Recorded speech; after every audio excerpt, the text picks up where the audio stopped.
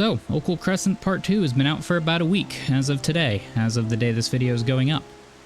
And needless to say, I'm not even whelmed, I'm underwhelmed, I'm disappointed. Quite frankly, the Occult Crescent, the thing I was most excited for, the thing I raced to catch up to Dawntrail 2, after playing Bosnia, which was a fantastic time, ended up being probably the biggest letdown in all of Dawntrail.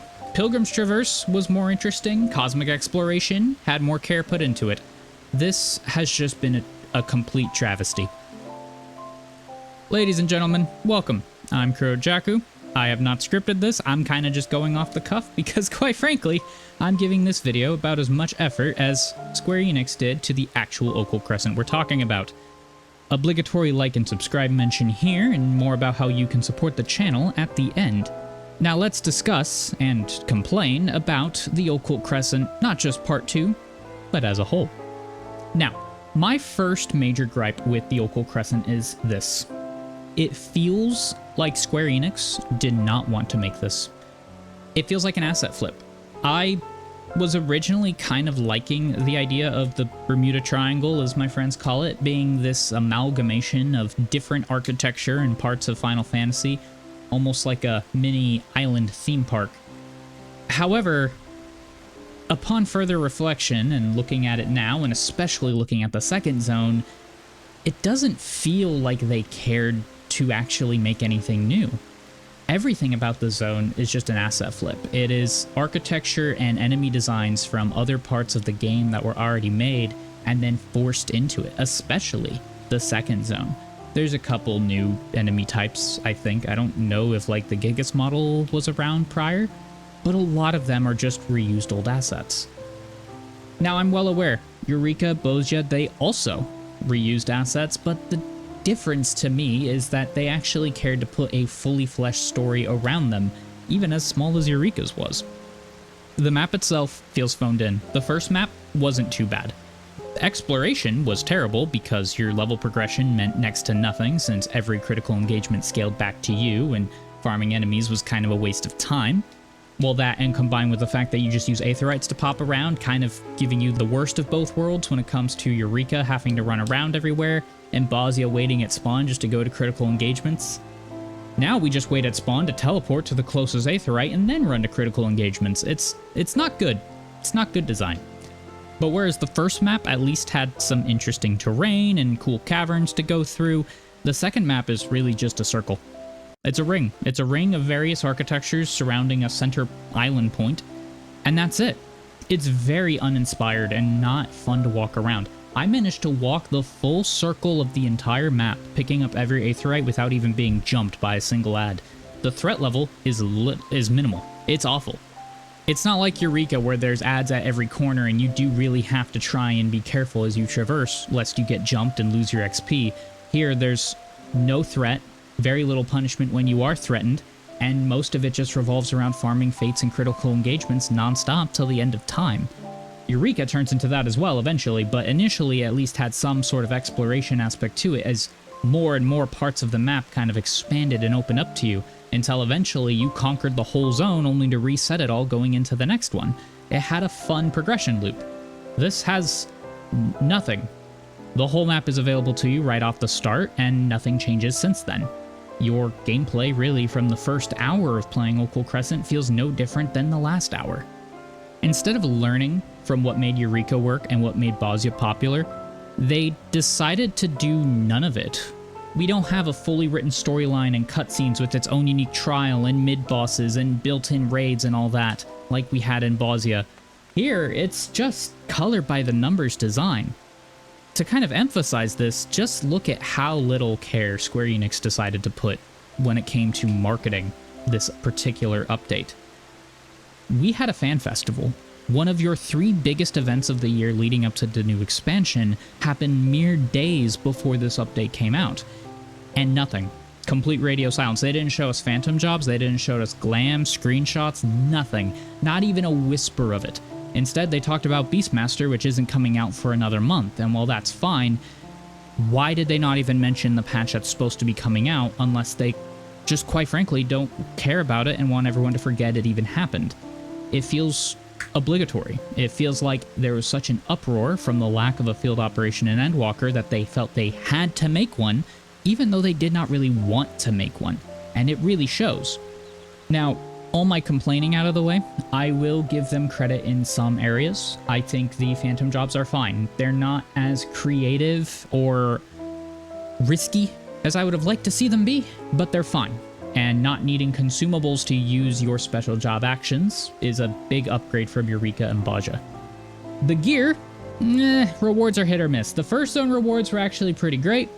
The second zone rewards were honestly abysmal. The outfits look unfinished. They look like they're still in the concept art stage, but all the cool details and everything that we see on current Dawntrail gear is completely absent. I suspect these are callback sets from previous characters and other Final Fantasies, but even then you could have taken that same theme and added more detail to bring it up to what 14 looks like. They didn't care to do that. They just phoned it in. I don't know what the rewards are from Fork Tower Magic. I did see that there is a easy mode as well as an extreme. However, unfortunately, the easy mode is not interesting in any way. Yet again, it feels like Square Enix is completely out of touch with what was fun about the previous field operations. Castrum Lacus wasn't fun because you could just queue up and pug it. It was fun because you could queue up and pug it, and it had unique, interesting mechanics that worked in tandem with the special job actions.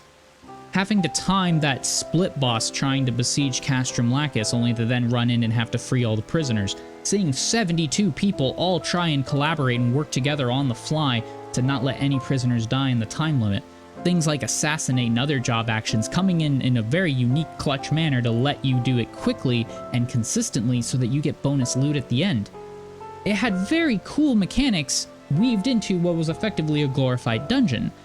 Fork Tower Magic does none of that. It's just an alliance raid shaped like a dungeon. It's not interesting, it's not new, and it's not that fun. It's a neat novelty one time and never again.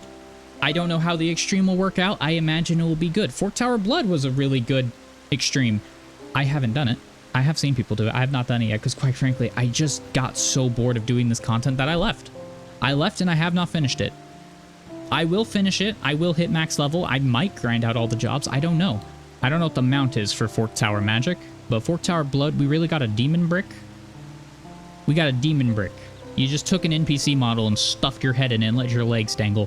Not very... Again, it just feels like they did not care. They did not want to make any of this. They just did it because there was enough uproar to have it be done. They're also not talking about adding a field operation in Evercold at all. Not a single whisper of it has been mentioned, and that saddens me. Eureka was a cool concept, janky, scuffed, had its issues, but it had its charm as well. Baja was an immediate improvement on the same formula. It ran into its own kind of problems, but as a whole is a very good experience in being able to grind classes and have a good training ground that has a decent difficulty curve without being too punishing was really, really enjoyable. I still go back to Baja just to level up jobs. It's my favorite way to grind from 71 to 90. And then you have Occult Crescent. You can't level up here, you can't bring a job and learn it while playing the game. All you can do is run from fate to critical engagement to fate, and be bored out of your mind as you fight the same bosses 10, 20, 30, 50 times.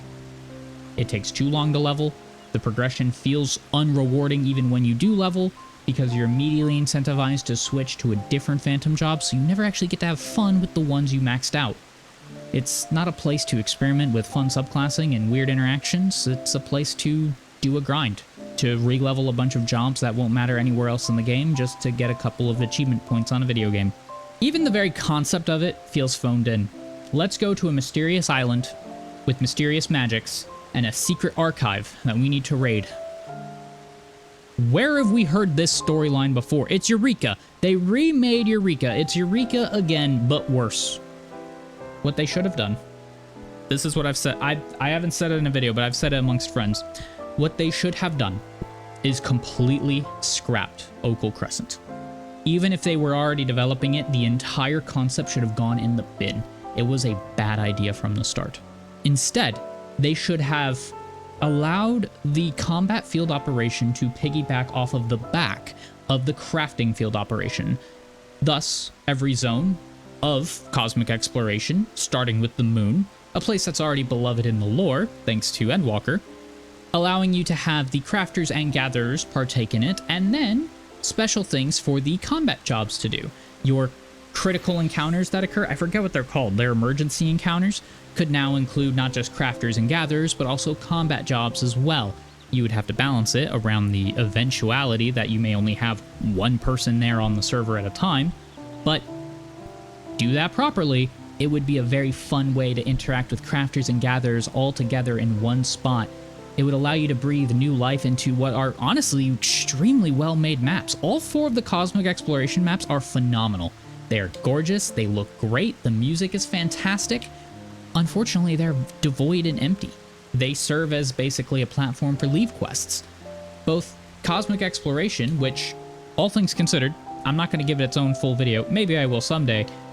They do a good job. There's a lot of depth to it. The rewards are great. There's a lot to sink your teeth into. It does boil down to leave quests eventually, but they really seem to go all out on trying to do something new with it. Whereas they did none of that with the Occult Crescent.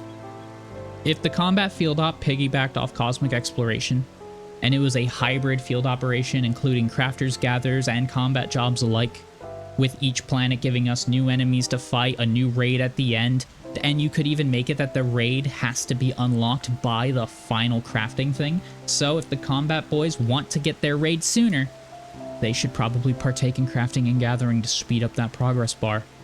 Then I think you would have had a very interesting and cool new field operation that would have actually been fun. Even if it still ended up just being fates and critical engagements, at least it would have felt new, it would have felt fresh, and it would have engaged people more than what the Occult Crescent does. Because I assure you, the moment that Dawntrail passes and the Occult Crescent is no longer the new thing, it will die. It will not hold up as well as Baja. It might hold up as well as Eureka. Maybe. Eureka's kind of struggling now too. It will not be a favorite or memorable place to be. It saddens me. And to make matters worse, we may never see a field operation again.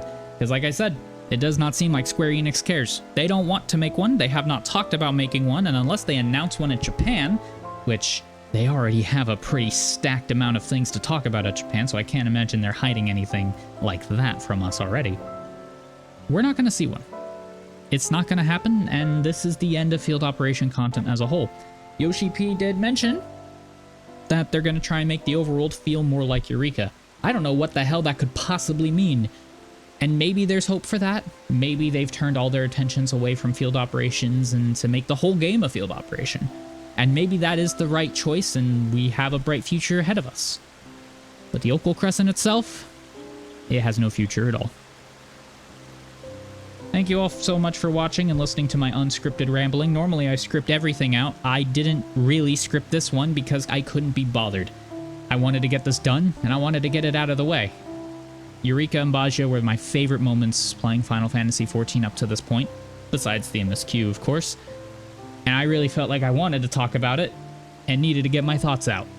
So that's what this is. This is just me venting. This is just me venting, really. That's all it is. Anyways, thank you all so much for watching. If you would like to support the channel and my work, and preferably in more organized, scripted fashion in the future, you can become a channel member for just $1 a month and have your name posted right about here on all the videos going forward. Thank you for watching, and until next time.